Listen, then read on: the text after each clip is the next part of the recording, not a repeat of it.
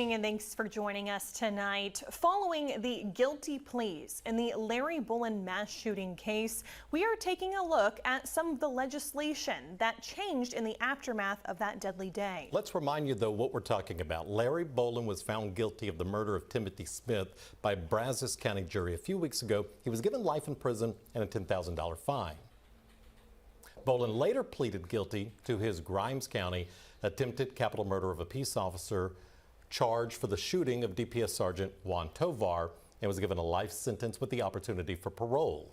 Just last week, Bullen pleaded guilty to his final 5 aggravated assault charges for the other 5 victims at Kentmore Cabinets and received a 3rd life sentence for those charges that will run concurrent to the other 2 life sentences. KBTX's Chris Watkis has covered all of Bullen's recent legal proceedings and spoke with experts about some of the changes that came about after Bullen opened fire on April 8th, 2021. Dylan?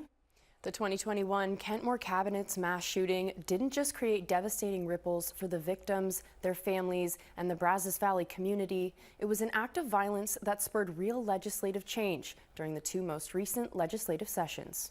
In 2023, House Bill 165 passed. It makes committing a mass shooting a first-degree felony. The shooting of 4 individuals in the same criminal transaction, a first-degree felony as opposed to a second-degree felony, spurred out of this mass shooting event here at Kentmore Cabinets. Brazos County District Attorney Jarvis Parsons said a crime of this nature is uncommon and changes needed to reflect the gravity of the violence. That's where House Bill 1871 comes in, increasing the punishment for attempted capital murder of a peace officer. Originally what it was is that you could have a minimum of 5 years and you had the possibility of parole. And so we enhanced it to be it's a minimum now of 25 years and there's no possibility of parole during your sentence. Representative Paul Dyson said another big change, partly inspired by the 2021 Kentmore Cabinets shooting, led to bullet-resistant windshields in DPS patrol vehicles. Operation Safe Shield, another bill that we were able to pass through this last session to make sure that they had those ballistic-resistant windshields.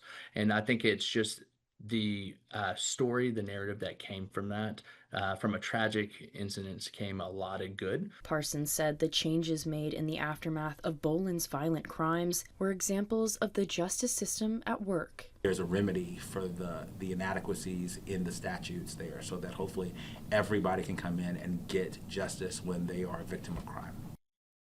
While Bullen's crimes helped inspire these changes, he was not sentenced in accordance to the new laws, but rather the older laws that were in effect when the crime took place in 2021. Bullen is currently serving 3 concurrent life sentences for his deadly deed on April 8, 2021. Live in studio, Chris Watkis, KBTX News.